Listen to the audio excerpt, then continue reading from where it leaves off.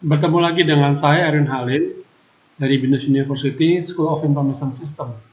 Pada kesempatan ini kita akan membicarakan tentang hybrid digital business model. Learning goals yang diharapkan dari peserta adalah peserta dapat mengerti tentang bagaimana membangun hybrid digital business model dan dapat menggambarkan proses hibridisasi dari Google Business Model.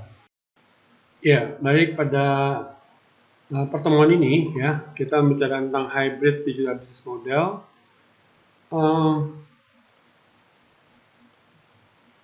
Tentunya kita mengingat bahwa ada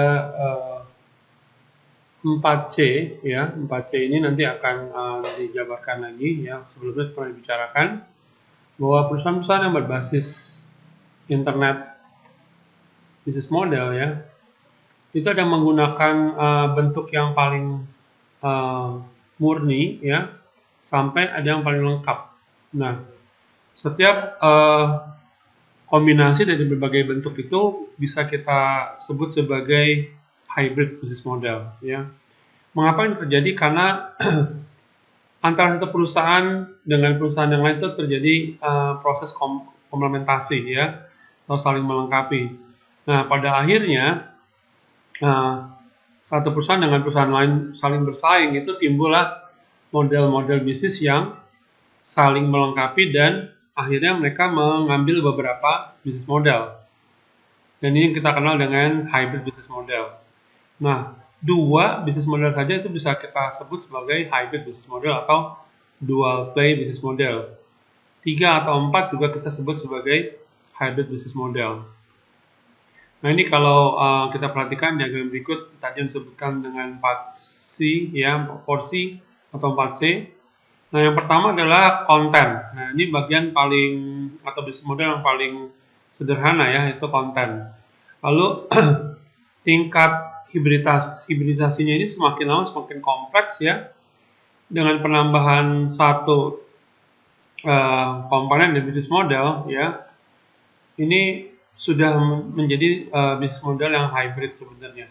Nah, yang paling lengkap atau yang paling kompleks adalah yang menggunakan 4 macam bisnis model, yaitu content, commerce, context, dan connection, seperti yang sudah pernah kita bicarakan pada pertemuan-pertemuan sebelumnya. Oke. Nah, mengapa ini terjadi? Karena dari sisi pelanggan ya atau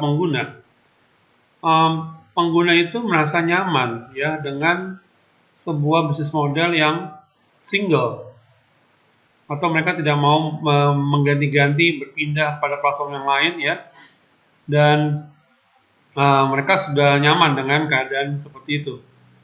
Nah, ini mengurangi effort atau proses-proses yang dibutuhkan oleh pelanggan untuk pindah. Nah, tapi dari sisi perusahaan ya, perusahaan itu punya perspektif yang lain. Kalau hybrid itu sebenarnya cost structure-nya juga berubah ya. Biaya tetapnya atau fixed cost itu juga meningkat ya. Dan mungkin variabel cost akan menurun dengan perusahaan yang menggunakan hybrid business model. Namun dari satu sisi, kalau perusahaan ini semakin besar ya, terjadi yang disebut dengan economy of scales ya, skala ekonomis. Ini menyebabkan biaya yang dikeluarkan oleh perusahaan itu akhirnya akan meningkatkan output atau value yang diterima oleh customer ya, dengan biaya makin besar tapi dengan skala ekonomi menyebabkan biaya yang dikeluarkan itu sebenarnya memberikan dampak yang makin besar. Nah, cost per outputnya ini ya, ini mengurangi peningkatan biaya tetap. Jadi variable cost itu semakin efisien ya, dan fixed cost-nya juga semakin efisien. Nah, pada layanan yang bersifat service ya, di service ini cost benefit-nya akan terasa semakin besar ya, karena jasa yang diberikan itu sama, tapi yang mendapatkan manfaat usernya itu semakin banyak, sehingga semakin efisien. Okay. Nah, dengan banyaknya layanan yang diberikan, sebenarnya customer itu semakin mengalami retensi, ya. Karena tadi sudah disampaikan bahwa customer itu nyaman dengan keadaan yang sederhana atau tidak mau berpindah platform, ya. Karena itu perusahaan itu berusaha mempertahankan customer-nya, ya, mempertahankan customer-nya dan bahkan meningkatkan jumlah pelanggan dengan relasi yang cukup baik. Nah, tentunya si customer itu harus merasa bahwa bisnis model dari satu platform itu sebenarnya meskipun udah hybrid, tapi pelanggan masa itu sama. Itu yang sebenarnya dikejar oleh perusahaan. Jadi bisnis model yang multiple ini atau yang hybrid ini, ya, memang merubah tata kelola dari biaya. Dengan sistem yang semakin besar, ini merubah cost, ya, biaya, sehingga customer tadi yang sudah terlibat di dalam satu layanan atau platform, itu exit barrier-nya menjadi besar. Jadi customer itu enggan untuk pindah, ya. Jadi customer sudah merasa nyaman, dia enggan untuk pindah ke platform yang lain atau sistem atau layanan yang lain. Nah, dengan retensi yang besar, ya, dari customer ini menyebabkan switching cost. Ya, switching cost itu adalah biaya untuk customer berpindah kepada sistem yang lain. Itu juga semakin besar sebenarnya, ya. Di customer-nya makin males untuk pindah. Karena apa? Untuk pindah itu perlu biaya untuk belajar, ya, biaya untuk mengertinya, dan kebiasaan dari pelanggan itu sulit dirubah. Nah, ini yang berhasil contohnya pada Apple, ya. Jadi customer-nya nggak mau pindah di Apple ecosystem. Mereka merasa nyaman dengan Apple. Kalau untuk pindah ke platform yang lain yang berbasis Android misalkan atau Windows, ya, mereka enggan gitu, ya. Itu yang terjadi. Dengan jaringan yang semakin besar, ya, informasi yang diberikan juga semakin besar karena berdasarkan customer base yang makin besar, ini memberikan layanan e-business yang semakin baik, ya. Juga terjadinya economy of scale. Economy of scale itu bukan berlomba-lomba untuk memproduksi sebanyak-banyaknya, bukan. Tapi economy of scale adalah satu keadaan di mana biaya untuk meniru satu perusahaan yang lain itu udah nggak bisa dikejar oleh perusahaan kompetitor, ya. Sehingga kalau perusahaan yang sudah mengalami economy of scale itu menjadi leader di dalam industri yang sejenis.